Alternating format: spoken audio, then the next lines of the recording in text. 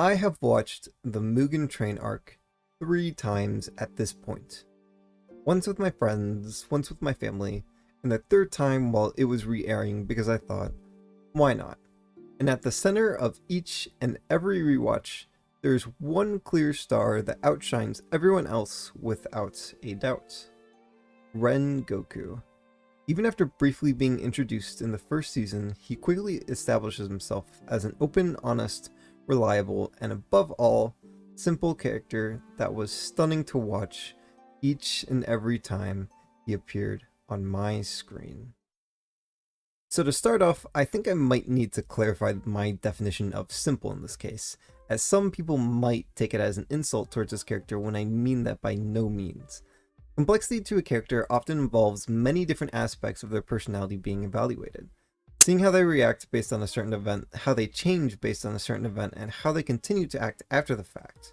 This continues on throughout the series for multiple different traits of their personality and character to make them nuanced in some way, shape, or form. Needless to say, this is hard. Very hard.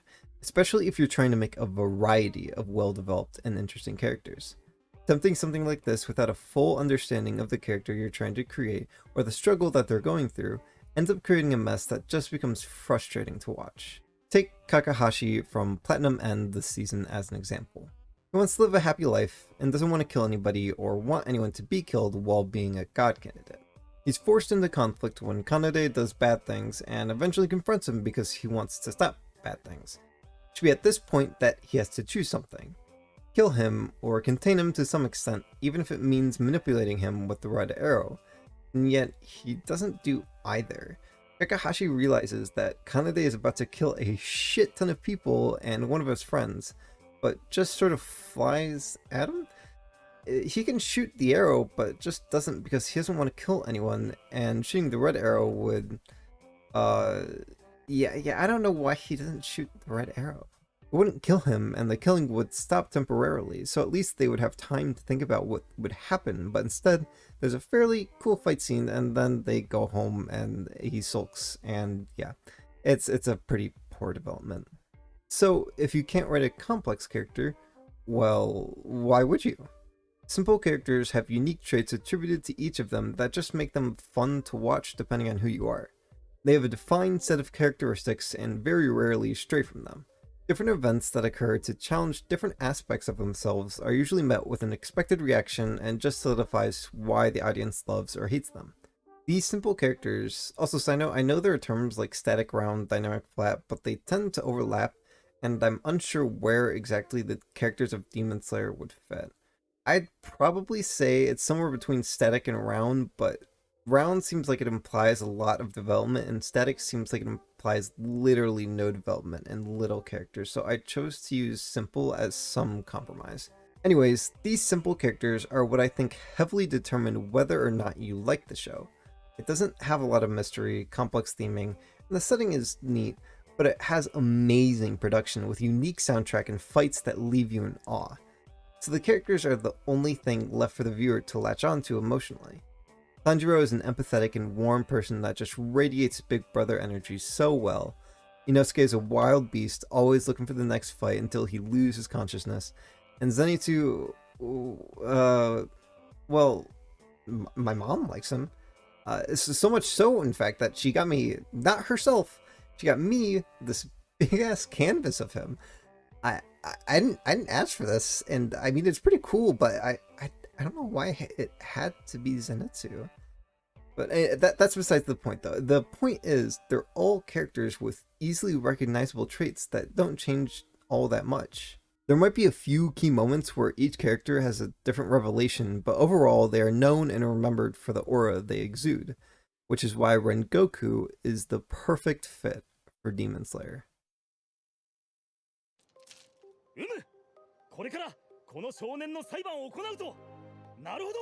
It's pretty apparent from his first appearance that he'll be a straightforward and honest person. His first comment is describing exactly what's happening with the most simple words, but as enthusiastically as one could possibly be. He follows the rules and has no hesitation for killing someone who breaks his vision of the rules, even bypassing the trial. Since his vision aligns with the code he abides by as a demon slayer, he jumps to behead Tanjiro immediately.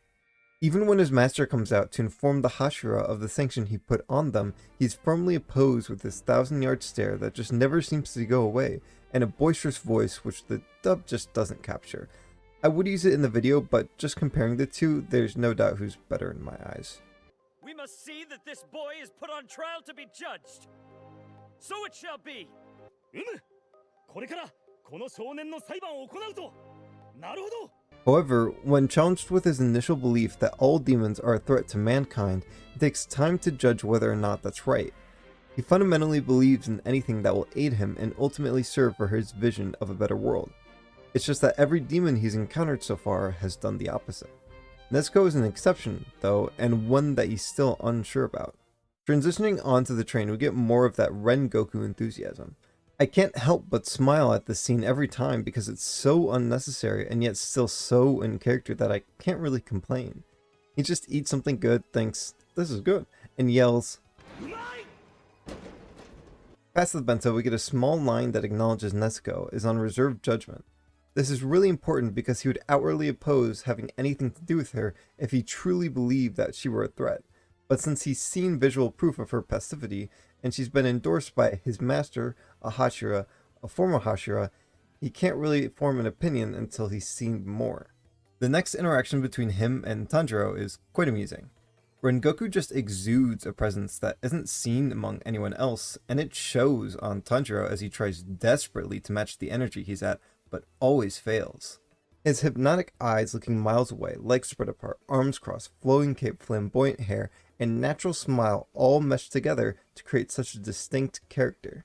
Odd, sure, as he seems like he's half paying attention to the conversation and won't answer exactly what he's looking at, but does so with that same passion he has for everything else he does. And then, soon after, the 1,000-yard stare breaks, but only for a moment as he senses a demon nearby. It's this moment that solidifies his skill as a swordsman. Hashira are known for being the best of the best, but we've only seen glimpses of Tomioka and Shinobu at work, so to see such a spectacle when taking down what appears to be a dangerous demon just removes any trace of doubt about his reliability as a Hashira. So much so, in fact, that everyone circles him, begging him to take them in as an apprentice in a fairly cringe manner, but he happily agrees to this despite his quirks and strange behavior. Getting to this point, though, was just as baffling to him. He was raised with such eagerness by his father, most likely the same eagerness he resonates as he walks and breathes, but after making it as a Hashira, there isn't a trace of praise to be had. Why? What happened? Well, who cares what happened?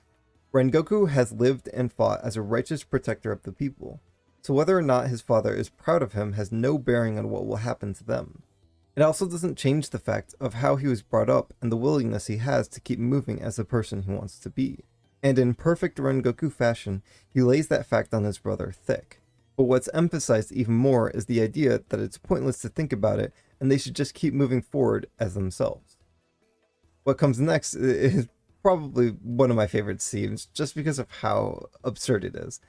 So one of the girls is sneaking around trying to find his subconscious, which happens to be, wouldn't you know it, burning with passion. Just as she goes to stab the core, this happens.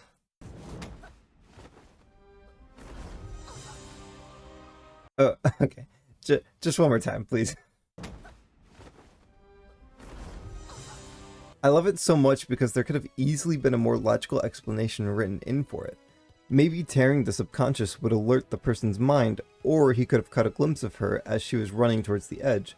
But instead, his subconscious instinctual drive knows the exact person who is fucking with him, picks her up by the throat, and then also moves her to the right for some reason.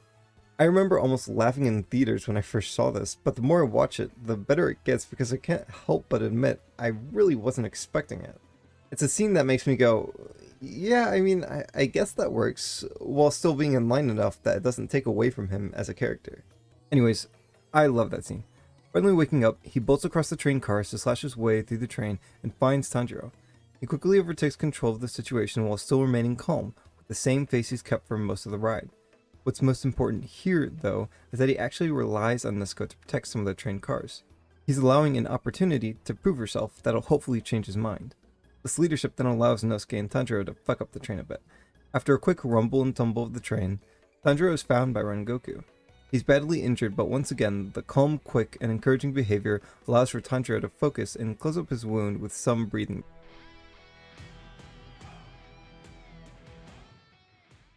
I'll admit this is a bit shoved in there, but I'll allow it for showing me one of the most stunning fights I think I'll ever witness. There's a quick exchange between them just to demonstrate more of Rengoku's bluntness, but also something else that's a bit new. He values strength, but not just physically. He values the idea of holding on to what you believe in until the very end.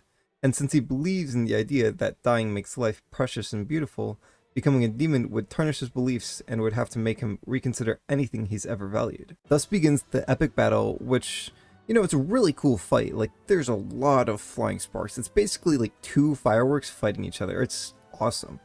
But there's something that's a little weird about it. Just something a little off. Rengoku struggles. Akaza isn't like all those other buttery demons we've encountered thus far. He's strong, and that strength starts to pile on tension as they trade blows back and forth. It's increasingly looking grim as Akaza just heals wounds instantly while Rengoku slammed into a wall, gut punched, blood dripping down his face and chest. Everything is looking down. Well, except for Rengoku. Ultimately, his spirit is what drives him, his burning passion, the will to succeed in his vision. He takes a step back.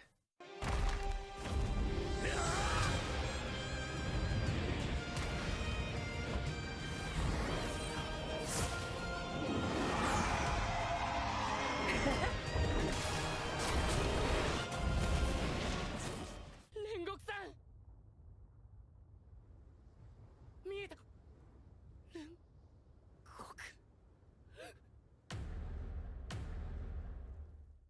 He's gone. And as that realization occurs, a recollection of memory returns. A memory that gave birth to his idea of strength. One where he learned to protect the weak, and most likely where he learned to love humans. And although he may be gone, he's not done. He takes up his sword to Akaza's neck, grabs the punch aimed to knock him off, clenches a fist in his stomach, and holds on for dear life, all the while Tanjiro crawls to his aid, and Inosuke jumps up, and just as they're all about to pile on him to hold him in the sunlight, the arms are ripped off, and he dashes into the forest. The last-ditch effort by Tanjiro to falter Akaza and defend the actions of Rengoku is a desperate attempt to make it feel like everything is okay. He's right. Rengoku did protect everyone, and if that was the goal, he won. But the loss of the Flame Hashira and such a kind and strong-willed person is insurmountable. So much so that it's really hard to call the result a win. He protected everyone, his job was done, and after hearing that bone-chilling monologue by Tanjiro, all he does is give his first genuine smile. Because it's silly. He fulfilled his duty. He protected the weak. When you're losing, who cares? And although he'll no longer be able to serve out his job, he did it as best he could, and is a bit relieved at the fact that Tanjiro really is okay. So as he lay there dying, giving more words of encouragement, finally accepting Nezuko as a member of the Corps, he sees a vision of his mother. All he asks is, did he use his gifts wisely enough? To which she answers yes, of course he did. The final little bout of approval and doubt left by his father is finally filled by the vision of his mother, which leaves him to die happily while everyone else mourns the loss of a great man. I think I should mention there was also an episode that was set about a day prior to the Mugen Train arc that's pretty much all about Rengoku and just reinforces his traits as a character. But I didn't include it because it felt like I'd be repeating myself more than I already was quite a bit if I mentioned how every detail fits his character. We'll watch it for more Rengoku. I see characters kind of like a song. Now hold on, I know that sounds like a little cringe, but indulge me a bit. I enjoy complicated songs. Kyomen no Nami has multiple different rhythms to it. There's a variety of instruments that all layer over each other to mesh and create something where I pretty much discover something new each time I listen to it, and lyrics that I have no idea what they really mean, but make me feel like I'm floating each time I listen to them. On the other hand, I like simple songs like the duet from Omori. It's a 2-minute waltz. There's a piano and a violin. The patterns are mostly part of a scale and arpeggiated chords. That's it. But it still makes me tear up because of how well it's executed. I think no matter what other characters make their way into the series, Rengoku will always be the best fit. He's a strong, unwavering individual. He may not be an unstoppable force, but he's certainly an immovable object, easily likable and someone who stands out. He doesn't have any deep or unusual ideals. He's human, protects humans, and lives out his notion of strength. He wanted to carry out his duties as a Hashira, and the best part is, he did.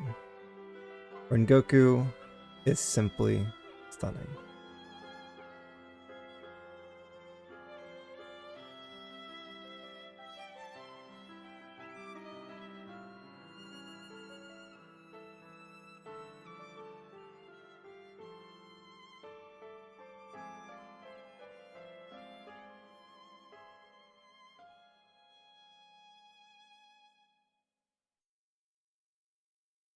I wonder if he even thinks about whether or not the food tastes good. He might just eat it and say that. Like, I can't really imagine him eating it and going like, tastes like shit.